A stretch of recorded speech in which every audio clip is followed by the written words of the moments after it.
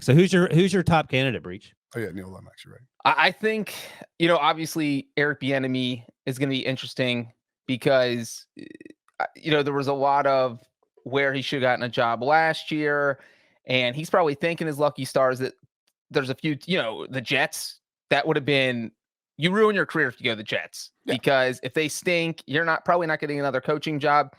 And this one makes a lot more sense to them because they have a potential franchise quarterback. I think Trevor Lawrence can still be really, really good. And Urban Meyer just wrecked them. It just seems like they were butting heads all the time. So my top three would be Bieniemy, Josh McDaniels, and Kellen Moore. Oh, Kellen Moore. Interesting. So I don't think that you go. I mean, I think that there is a natural public relations and media relations spin to this in terms of how Shad Khan will act. Even clearly this guy is not going to act in the best, he's not going to be a cold-blooded best interest of football decision-making guy. He's going to try and he made such a bad move with Urban. He has to win back some of the fan base and sort of get Eric, if you're the guy who finally hires Eric Bieniemy, or you bring in Byron Leftwich, who's the former Jaguars player, I think you get bonus media points. Does that make sense? Yeah, but that at the end of the day, that ain't you got to win football games. You're wasting Trevor Lawrence. For sure, but you got to get an offense. Well, see, you always go ex-girlfriend theory. You do go defensive guy after the offensive guy, but maybe Urban's just a. Hey, Brandon Staley is I have a crush on Brandon Staley. He's a defensive guy, and he seems to get it. Defensive guys are fine. I think you go. But he's a young defensive guy who had never been a head coach, and he's like, I don't want to deal with offense. I'm just going to bring in someone smart and let them do everything. Right. And so if the defensive coach does that, then that's good. I actually think, and obviously this name is, I don't know if this name would be on the list if we had somebody else producing the podcast, but Doug Peterson is not a crazy idea. Not in the least. Doug Peterson is, first of all, he's won a Super Bowl. He's not going to call everybody losers. He's going to fly home with the team every time. And he's going to raise the floor. Like I would, I'm not even a huge Trevor Lawrence fan. I just believe that he's one of the four best quarterback prospects in the last 25 years or 30 years. That's right. That's not crazy. Whatever since Elway came on. And so I want Trevor Lawrence to be good.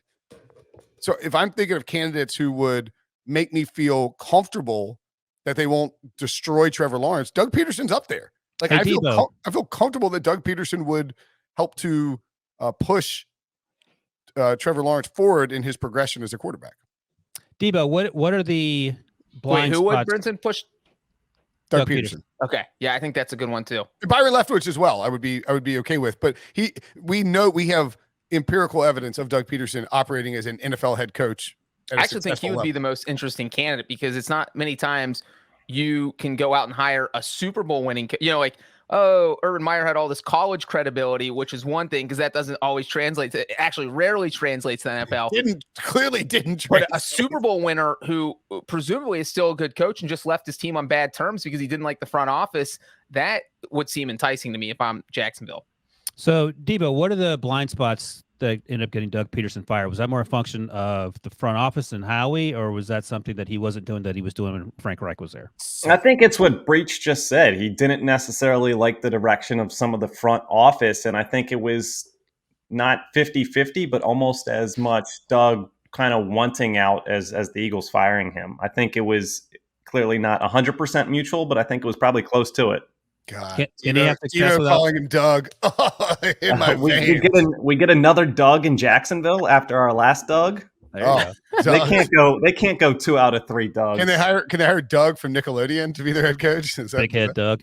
Can Doug Peterson have success without Frank Reich? You think? Yeah, he was a successful coach. I just think everything that went wrong last year that could have went wrong did. If he's the Eagles coach right now, I feel very confident that they're much more firm in playoff positioning, and Jalen Hurts is further along developed than he is with Nick Sirianni. I think to Debo's point about the Eagles, you look at life post Andy Reid, and there's a lot of. I mean, it's like Game of Thrones in that front office with Howie and how he just. I think that's just how Howie operates. Let me ask you guys this: would you rather have Doug Peterson or Josh McDaniels if you're the Jaguars? Just if those two are the like offensive That's minded that's a really good question. I quarterback mean, I mean, with some experience as head coaches already. I think it's like, would you rather have? Like, what's your risk? What's your risk tolerance? Which one are you talking about being risky? Josh McDaniels. Like, Okay, I agree with that. Yeah. Yeah, I mean, Josh McDaniels doesn't have that. Like we saw what he did with the Broncos. He did what Urban Meyer did almost, where he brought Tim Tebow in. he I was like, drafted Tim Tebow in the first round. He's like, oh, you know what? This guy was good in college. I can make him a good NFL quarterback because I'm so good at my job. And, Wilson, you always talk about guys who are great at their job as coordinators, but you bump them up and all of a sudden they can't handle it anymore. And I'm not saying McDaniels is there yet, but I would be very iffy. I would probably take Peterson over. It's been 10 years, by the way, since he was in Denver. That's how long it's been. So maybe he's changed. And then he quit the Colts job before he even took it. What? Yeah. In fact, another name on the list, Matt Eberflus, is actually Josh was hired by Josh McDaniels in Indianapolis. Left his job, goes to Indy to be the DC, is hired. Josh bails on it, and he stays. He's worked with Frank Reich since then. He would be an interesting name to think about. I almost think that you're better off not going with a quote unquote big name in Jacksonville. Well, let me throw one more out there because he's my guy, and I advocate for him nonstop. 97 back-to-back years, Jim Caldwell. Sure. In his mid-60s, but Dan Orlovsky, who played for him in Detroit, cannot say enough great things about him. And he's a quarterback, obviously. Caldwell's an offensive guy. He relates well to his players. You have yet to hear anyone sort of say anything disrespectful or in terms of how he treated them. Now, look, like every single coach, not named Bill Belichick, fans will be angry about in-game decisions. Sure. And you have to balance sort of a decent human being making people better with, okay, please hire someone to do the clock management. So as someone in their mid-60s, I don't think he's a long-term answer, but maybe he's sort of like a bridge quarterback. Maybe he's the bridge coach. What about Jason Garrett? Well, no, stop it. He's going to Duke. Well, if you're going to think about Jim Caldwell. Duke already hired. If you're going to think about Jim Caldwell, why not Marvin Lewis? No, I feel like Jim Caldwell. He turned around an organization that was in the toilet for 15 years and took him to the playoffs 7 times. And you know better than me, Breech, but his players seem to like him, right? Players loved him until like the last 2 years when things started to fall apart. But if you told Jacksonville fans that, hey, you won't win a playoff game, but you'll go to the playoffs 7 times in the next 10 years, I think they would all take it. Hey, they might get tired of it after the 4th or 5th trip, but I think you're thrilled every time you make it. He had a lot of success with Carson Palmer, and you could argue that Trevor Lawrence certainly has a chance to be better than Carson. And that was a number 1 overall pick. Same thing, franchise quarterback. And what he did, he brought in a smart offensive coordinator every time. They had Jay Gruden, who was there for a few years before he got hired in Washington. Hugh Jackson, we always make fun of his head coach, but he was a great offensive coordinator. Well, and to your point, Breech, I think that maybe the model for Jacksonville to follow is Washington. And I get that Washington is still a mess, but Ron Rivera came in there and great dude. Yeah, nobody thinks Ron Rivera is going to turn Washington into a powerhouse team. They might. They get a quarterback. They might. Maybe eventually, right? But he raised the floor very quickly just because he's a competent professional head coach. And who knows how to be a head coach. And that's where the Jim Caldwell, and I mean, quasi joking, but Jason Garrett's, the Marvin Lewis has come in. No, they're not these like sexy, splashy names. It's not Kellen Moore. It's not, not that Brian Daboll, maybe he's off that list. I mean, Doug Peterson, again, qualifies as well. They're going to come in and bring a sense of professionalism to an organization that hasn't had it in quite a while. I mean, remember, so Mike Mularkey, was he hired by the Jaguars by Shad Khan? He was there for 1 year, right? I think so. I think Shad Khan was part of his tenure. Gus Bradley, who they let stick around for far too long, hired basically because the Seahawks were good on defense. Gus, great guy. By the way, which may mean that Dan Quinn probably may not be in the mix because they're from the similar coaching tree, I think, right? Yeah, but Dan Quinn has had success. Dan Quinn would qualify along with the Caldwells, not that exciting of a hire, but he's going to improve the floor of your organization immediately. And that the Jaguars floor is like whatever the opposite of the ceiling is the roof. The Jaguars floor is the toilet. I mean, like they and we are currently there. Yeah, and they're in the toilet right now. But so Gus Bradley hung around for 4 years, too long. Great dude, but not a good head coach, clearly. Doug Marrone, remember, sort of pulled the Jason Garrett on Wade Phillips move because he Take over. left. Remember, he exercised his option he quit his job as the head coach of the Buffalo Bills and went to be the offensive line coach for the Jaguars. An unprecedented move. Hung around there for like 2 years.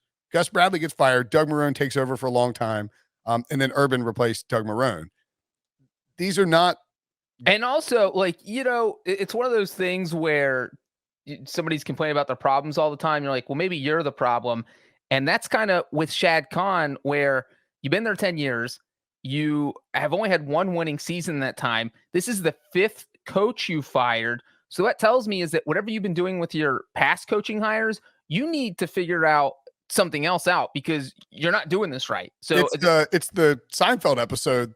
It's like, look, what does he eats is like tuna on toast. You eat tuna on toast every day for lunch, and what happens? Everything's bad. So here's an idea. Do the opposite of what you would normally do. Just try the complete opposite. Yeah. And the funny thing is that Khan bought the team in November 2011, and the coach at the time was Jack Del Rio. And then Del Rio was out. And Del Rio, his last 2 seasons there, went 8-8 and 5-11. Guess how many times they've gone better than 5-11 since Del Rio left? 2017. Once. Exactly. So it's like you get rid of probably your best coach because you want to bring in your own guy. And coincidentally, the first coach you hired was Mike Mularkey, who was one and done like Urban Meyer. There aren't many one and done coaches. The Jags have had 2 in the past 9 years. I mean, that's just insanity. Wasn't it Coughlin, Del Rio, and then the Jaguars had 2 coaches for the first 16 years of they had 2 coaches the entire time. And look, Wayne Weaver didn't, and now they're gonna have 2 just this year alone with and they were successful early on in their expansion process. Tom Coughlin was a great coach for the Jaguars, and he berated Pete Prisco publicly all the time. So you got that. And Pete, by the way, will tell you that, but he also said he respected Coughlin, and Coughlin respected his players. Pete has some incredible Coughlin stories, like his brother waking him up, banging on the door. He's like, "Yo." Pete's like, "What? What do you want?" He's like, "Tom Coughlin's on calling the house phone. He's got a problem with what you submitted." Yeah, exactly. You can hire Bobby Petrino too, by the way. He's available. He is available. I think surely he's coaching somewhere, right? Who knows? He is he's the Missouri State University head coach. Again, and we talked about this earlier, Breech. That might be the path that Urban has to take if he wants to continue coaching, because he's not going to get a high-profile job. I mean, we saw, who else did that? Rich Rodriguez. And you know where he's the coach right now? Jacksonville State in Alabama. Right. My wife's on water. That's the only reason I know that. You could hire Coach Prime if you're the Jaguars. Coach Prime would be. I think the players would like him. That's the funny thing. I don't know. I'm sorry. I was going to say, I don't know that he's ready to be an NFL coach, but I think the players would respect him right away. Yeah. I think Debo wants us to make some predictions about who ends up being the coach, but I want to say quickly where I think Urban Meyer will land. He will be the next head coach of Hanover College, where Breech set all sorts of records that no one can find. That's my prediction. An Ohio guy at Hanover. We have a lot of success there. All right. My prediction for who the Jaguars will hire in the 2022 NFL season, Jacksonville legend, former first-round pick, budding coaching candidate, mentored under Bruce Arians, the one, the only, Byron Leftwich, as his players carry him off the field in the bowl game. I like that. Remember that? Broke his leg. Yeah. I'll say I think Leftwich is the layup here. And I think Leftwich would take the opportunity. And frankly, we had this job ranked really high last year because you're getting Trevor Lawrence and you have a ton of cap space, and you're going to get, if you're not a total b-hole, you're going to get to work there for a long time. So Breech, you can go ahead if you want. Who you got, Wilson? I'll let Breech go ahead. I'm going to look something real quick. What's funny is that Bieniemy was Wilson's confirming that Jim Caldwell's not employed right now.